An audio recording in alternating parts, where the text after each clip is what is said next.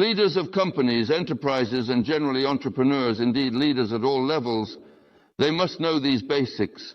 They must include these things, such as both sudden and gradual changes in their understanding. The loss of resilience can be sudden and gradual in nature, occurring in various ways over time. The same object can be resilient in certain specific parameters and unstable in others. Look, here is a car drawn. So, in terms of what parameter? Here is the fuel reserve. It has a gas tank, and so on. It is resilient in advance. The driver knows that he has a certain amount of fuel, and he knows that predictably he will reach a new gas station. But a flat tire is unpredictable. You're driving bang, and the tire bursts right, and you lose stability, meaning the car cannot move. What serves to increase stability? A spare tire, right? That is, a spare tire is placed in the car. In case of loss, stability can be restored. So instability can be stable based on internal and detailed information. Here is the additional subject. You see, here is a little person, and his thoughts are running around in circles, back and forth, back and forth. He is stable. As he is internal. But as soon as some disturbing influence occurs, information is thrown at him, external information, and he becomes unstable. He lost, demoralized. He was told some unpleasant news, and he has already lost his independence. So, what is the conclusion from this? The one who manages must be internally composed and able to act in any conditions. Even when the situation is complicated, with many influences on him, being scolded, whistled in his ear, spat at, and so on, he must manage because he is a manager. One must not give up. Necessary measures of stability and predictability, that is how to measure stability and instability. One side is defined objectively. This is objectivity, for example. Look, a pilot is landing. Usually the runway is about 1 kilometer long. And here, based on these conditions, well, objectively, the process is proceeding stably. And you know, many airplanes take off and land on the runway normally. But the situation changes when the runway is the deck of an aircraft carrier, which is about 100 meters long. When I was in Crimea, back when Crimea was still Soviet, there was a base where they trained pilots for landing on the deck of an aircraft carrier. And I must say that there, this process is determined purely by the pilot's subjective intuition. He can just feel it. With an animal instinct, he can land. There is a large dropout rate because many cannot withstand it. That is, to land in such conditions, in limited conditions, it purely depends subjectively on the stability of the personality of this individual. Landing carefully and skillfully on the deck of the aircraft. And this picture, as you can see, is indeed very important in this context and significance. So, the concept of stability and predictability, when it comes to understanding or analyzing something, is essentially the only reliable test or check for determining the correspondence or alignment of that particular something within the broader context of its environment. So, what exactly is it about in essence? And this is both fundamentally right and wrong. So we are moving steadily, or rather, we are moving, we have chosen the right goal, we are going in the right direction, right? How do we determine whether we are going this way or that? And the only criterion for correctness or incorrectness can be the stability of this process. Why, by the way, did we consider the history of humanity merely as a fragment in the global evolutionary development of the Earth's biosphere? For what purpose? All this justification, what we have already considered, the global historical process as a particular process in the evolutionary development of the Earth's biosphere, is a platform for justifying decisions on where to go next. Because how do you again determine what is true? Well, what can I say? Is this true? Is it really true? A big question. And the confirmation of correctness and incorrectness can only be the resilience of the process.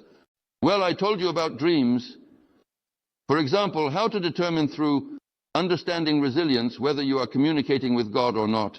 Remember, I mentioned in one of the previous classes, a person can enter into a dialogue with God, and answers are usually given immediately. But a person brings this to a level of awareness during awakening, when the brain is not yet awake, but is no longer asleep.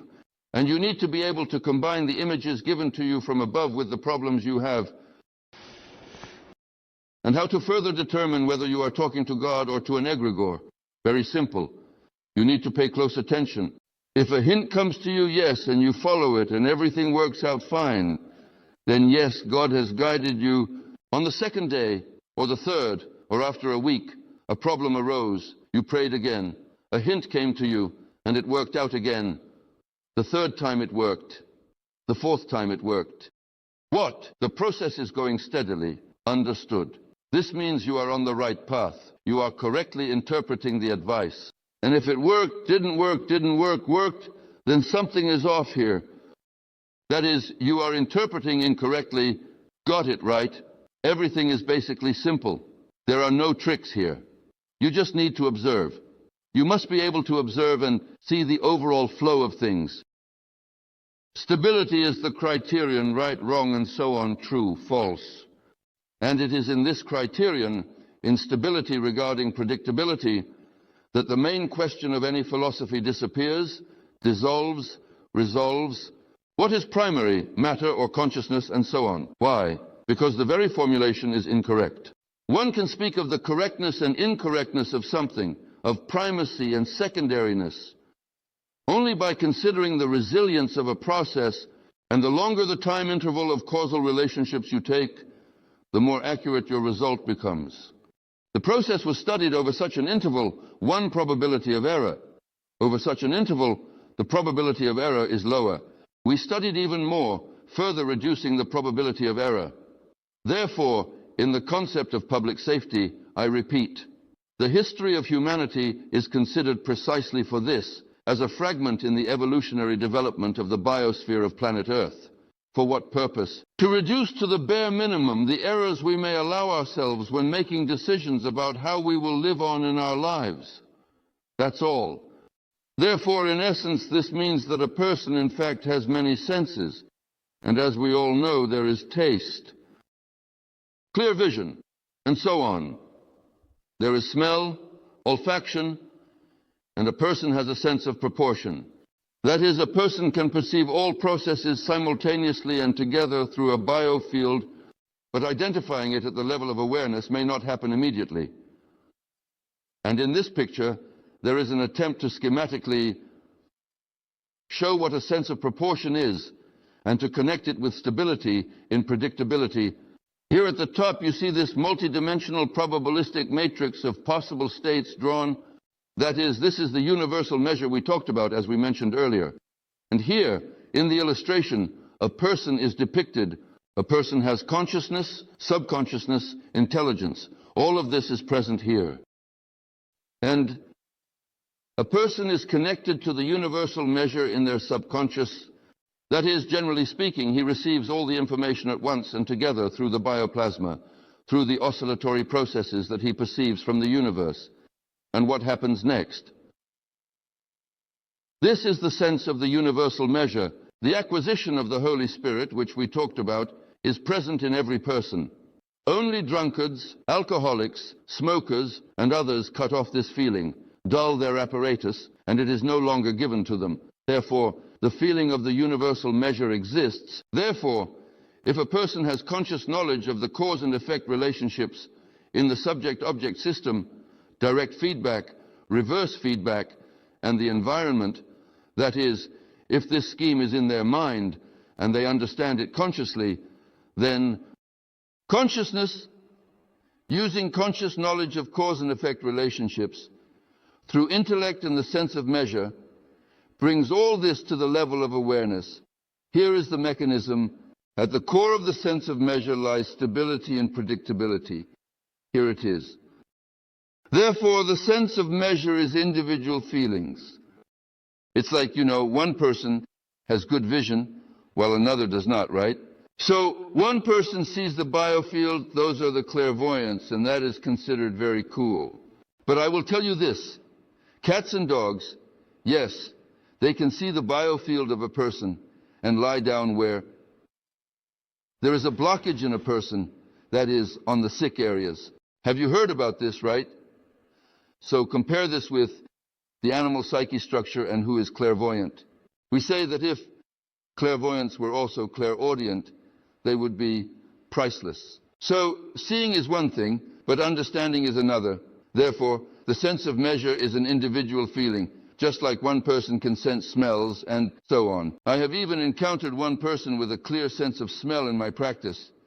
He truly had a wolf-like sense of smell, and he would say, "This person will arrive in 300 meters." He knew who was approaching by their sense, but on the other hand, just imagine what sense he was sensing there. And so on. So, the sense of measure is an individual feeling, and it should be combined. One should not confuse knowledge and the sense of measure. That is, one cannot oppose the sense of measure and acquired knowledge. It is not possible. That is, the sense of measure is a feeling just like sight and hearing. And we do not oppose hearing, sight to knowledge. That is, knowledge is one thing, but the sense of measure needs to be developed from childhood. But if people do not even have a comprehensive understanding from childhood that a person can really perceive through the biofield, then how? He doesn't even talk about it at all. That means it does not fall within the realm of concepts. Therefore, the sense of measure, just like other senses, such as sight and hearing, can be trained and developed, and so on. That's all. But it cannot be opposed to knowledge. In this picture, the types of psyche are depicted, and we have already talked about them.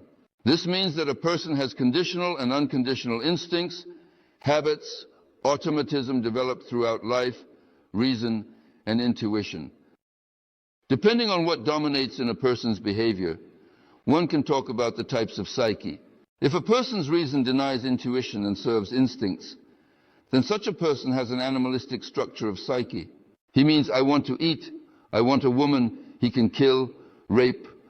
In this sense, he is no different from an animal. It's good to be a cat. It's good to be a dog. Where I want, I urinate. Where I want, I defecate. That is, if a person follows behavioral stereotypes acquired throughout life, like getting up in the morning, brushing teeth, going to work, operating his machine, then in the evening having a mug of beer, then visiting some other establishment and so on, he works like a biorobot, or is generally oriented towards a specific type of activity. This is a zombie, a biorobot. So, these biorobots have earplugs in, and this BB bum plays for native Birobijan, meaning all the biorobots are, so to speak, following a programmed routine. That is, their mind serves their habitual behavior stereotypes. This is the psyche structure of a zombie biorobot. If a person's mind denies intuition, but skillfully manages their instincts, habits, and stereotypes, and they enjoy their will, their intellect, thinking how smart they are, then this is a demonic structure of the psyche. This is a demon. A person only becomes a true human when they are guided by intuitive insights. So, what am I leading to? That is, the sense of measure is precisely intuitive insights. That is, a connection with God, entering into coherence with Him, which the Russian saints, Seraphim of Sarov, restored. This is the acquisition of the Holy Spirit, meaning entering into a connection with God and being guided by His divine instructions. That is, through the sense of measure. That's what I was talking about. Well, since we are talking about this, the fifth type of psyche is that which is lower than the animal. These are those who use alcohol, tobacco, and other drugs, such as in their practice. They cannot even be compared to animals. They are worse than animals. Because animals do not behave like some who are indeed lower than animals. Cattle do not behave like those who are lowered through tobacco, drugs of all kinds and types. People lower themselves. But we have already talked about this, about the types of psyche and what causes it in the introductory lecture. Here I simply illustrated that a humane structure of psyche can only exist when a person recognizes and develops their sense of measure. enters into coherence, that is, into connection with God, and is guided by intuition, which is also called conscience. The whole conscience came. A message from God came to you from above. You are guided by these divine instructions and bring them to life. Let's continue our lesson. Now we will discuss what probabilistic predetermination is. Here in front of you is the letter G. There is no such letter in any of the alphabets of the world's languages, only in the Russian language. The letter G illustrates how the past flows into the future through the present. And look, the past is multivariant. It means there are many branches leading. The present is represented by Nick, meaning one, and the future is also multivariant. And we will relate this to the law of normal distribution. We have discussed it. Remember, when you test a multitude of details, they behave accordingly. That is, about 2 to 3 to 5% are very good details, and 2 to 3 to 5% are quite bad. The majority are normal details. But unlike various metals and mechanical parts, people, when tested, can change in one direction or another. For example, there are about 2 to 5% of people, but they are very smart. And this amount is 2 or 5%, but very unintelligent. And this amount is 2 or 3.5%, well, the error of the unintelligent. But if appropriate informational influence is applied to these people, then this nomogram will shift towards the better. And then it seems that there were only a few smart people, and then everyone became smart. New, very smart people appeared, who became much smarter than those, and those who were not very smart became normal, relative to what it was. That is, the nomogram, you see, can shift towards good if you go to the right and to the left. It is always evil. In Russia, left money, left goods, a man went left, and so on. That is, a left affair is a deceitful affair, while a right affair is our rightful affair. We have already talked about how Zhuganov says, our cause is left, the enemy will be defeated. It is impossible to imagine. But the Zhuganov supporters say, our cause is left, let's go left. Well, that's their problem. So what am I getting at? If we relate this now to the letter Z, look, we found ourselves in the past, came from the past to the present, and here is the choice of the future. There are many options. If you do nothing, then, generally speaking, nothing will change. Tomorrow will be just like today. But if you make an effort, however, those who abandon the rudder and oars will find it difficult to steer. That's just how it is. And where does the difficult lead? To the left, towards evil, to bad things. Therefore, the probability of this small event occurring, you see, is indeed quite low. But it does exist. Just to make this probabilistically small event happen, one must exert greater effort to better manage the overall course of events in this direction, towards good. After all, there is a probability of this. This is what we will talk about. That is, the future grows out of the past through the present. And in order to shift the diagram towards good, effort must be applied. So what does probabilistic predetermination mean? This is one aspect of the sense of measure. This is that aspect. This is the perception and comparison of the probabilistic predeterminations of various future options. Here is the letter ZH. Do you see? You can go here, you can go there, you can go here. Remember, we discussed this. Now students are finishing school, and he stands there thinking, aha, I can go serve in the army, I can go to college, I can go to work. I want to become president. I've met with people like that. That is, in essence, the probability is as abundant as it gets. The spectrum is very wide. And all these probabilities that the future will come, the probability is equal to 1. Isn't that right? The fact that tomorrow will be day, the sun will shine, people will walk, and birds will sing, this probability is equal to 1. But how this future will be, how it will be different, is already much less than 1 in any way. That is, it depends on the probability of events. If you do nothing, tomorrow will be no different from today. And to change for the better, yes, The probability of some event you want is low, but it exists, so you need to put in more effort to achieve it. This is the practice of realizing possible probabilistic predeterminations. That is, every person always stands. They have many options.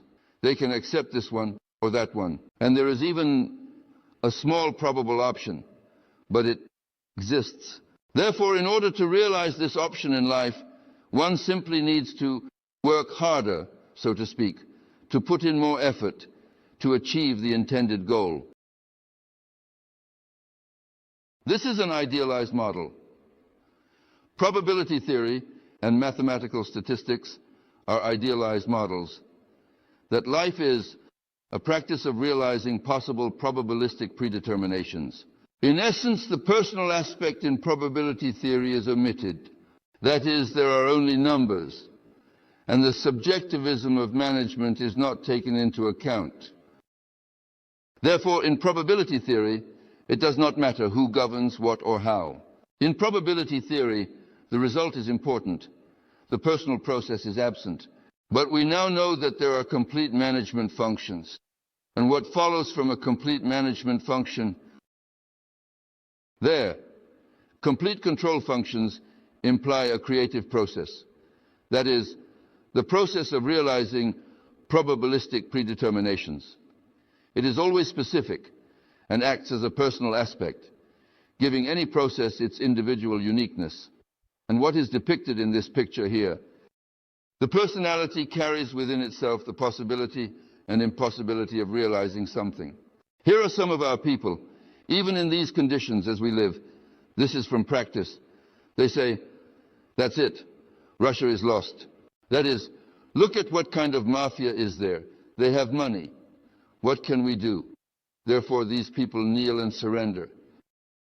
They fall into alcoholism, do other things, end up committing suicide, and so on. And here are others, based on understanding. They say, you're lying, you won't take it. We'll see whose will prevail. That is, one must manage any process. So, what is the probabilistic predetermination of an event? It is the probability of an event occurring, multiplied by the personality of the manager, the bearer of certain concepts and capabilities, who implements the idea in life under the influence of their management. In this sense, look at the historical figures under Stalin's management. Stalin inherited a country devastated after Lenin. Our country lay in ruins. After Stalin, a superpower remained, like number one or number two. Now, of course, Stalin has been slandered from head to toe, and all that is remembered is Stalin, Beria, and the Gulag, and that's it. But for some reason, no one mentions personally. After Stalin, there remained, as I say, 2 parade uniforms, everyday ones, worn-out boots made of goat leather, boots, and a pair of darned socks. That's it. His granddaughter is ending her life. I don't know. Maybe she has already died, as a waitress in a nursing home in England. And look at these subhumans who plundered the country, at all the Yeltsin-era figures. They have dakas and everything, while the country is in ruins. And they still, so to speak, talk about themselves and condemn, including Stalin. And if we are to talk about the gulags, we have also discussed this. Let's not repeat that it was not Stalin who created them, but rather a struggle between 2 Jewish factions. On one side was Trotsky, on the other Kamenev-Zinoviev. Jews, when they strive for power. But when they come to power, they begin to divide that power. You see how these clan groups are killing each other in this particular region. And now the Yeltsin family clan is frozen against the Lushkov family clan. And if they clash, it won't be pretty for anyone. This is what needs to be understood from the perspective of what you now know about global politics, structural management, probabilistic determinism, probability theory, and so on. So, what is the conclusion from this? Probabilistic determinism is always broader than the probability of any event occurring. That is, much depends on the individual. And when they say, what can I do alone? Remember this. And one is a warrior in the field if he, a person with a capital letter, possesses knowledge. One can do a lot. not just in the life of a city, but in the life of a country, in the life of humanity. If he will send certain informational influences to the hearts and minds of people, that is, one should not be afraid to take on this mission and share this knowledge with people.